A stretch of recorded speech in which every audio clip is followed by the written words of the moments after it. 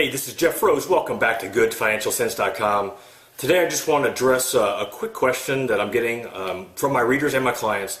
And the question is regarding the Roth IRA limits for 2011.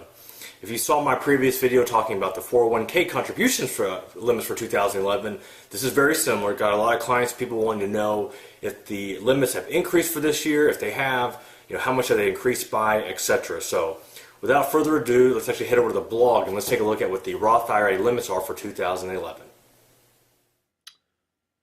All right, let's head over to the blog and take a look at what the Roth IRA limits for 2011.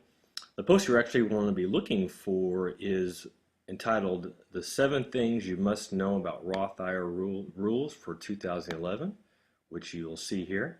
If you are having trouble trying to actually find this post, a quick step is to go to the IRA tab here in the navigation bar, or you can just actually type in Roth IRA limits and that should bring up this post. So let's actually scroll down and see what the limits are for 2011. And just a quick side note, this post, 7 things about the Roth IRA for 2011, did put some time into this just to try to update on the new rules regarding the Roth IRA. The big thing, actually, as you'll soon see, is not so much the limits, but the fact that now you can do in-service rollovers with the Roth IRA, Roth 401k. So that's actually a pretty neat thing, which if you're curious, head down to point number 6 here, and we'll address what I'm talking about there. So, but going back to the task at hand, the Roth IRA limits for 2011.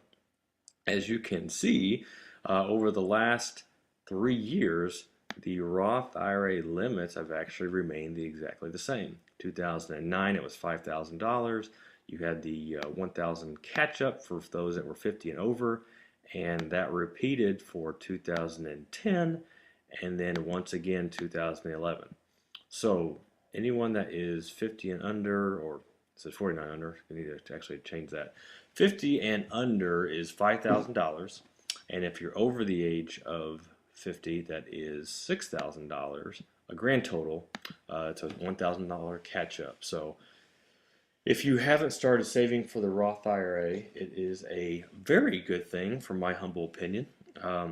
Do consider that as a part of your retirement strategy. If you're curious how much that is per month, if you're doing the $5,000, it is $416.67 per month to put that in. For the $6,000 limit, it is $500 per month that you can put that in. So a lot of people kind of get disenchanted because they think, oh, I can't do the $416. But here, you don't feel that you have to max it out initially, especially if you haven't started yet. For a lot of my clients, my younger clients are wanting to get started in the Roth IRA.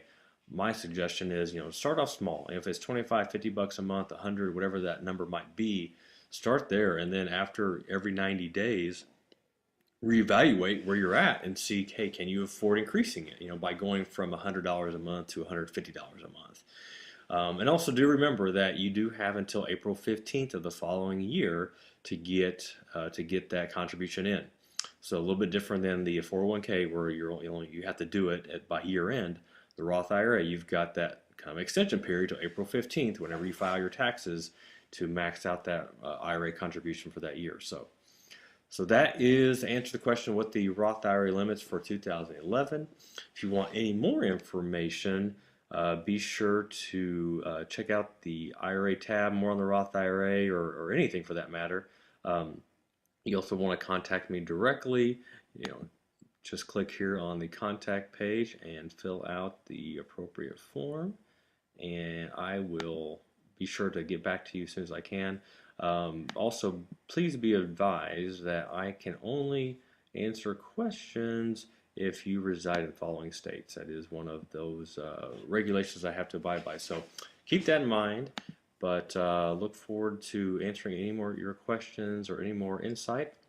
Just head over to the blog and see what we got going on. Thanks for stopping by.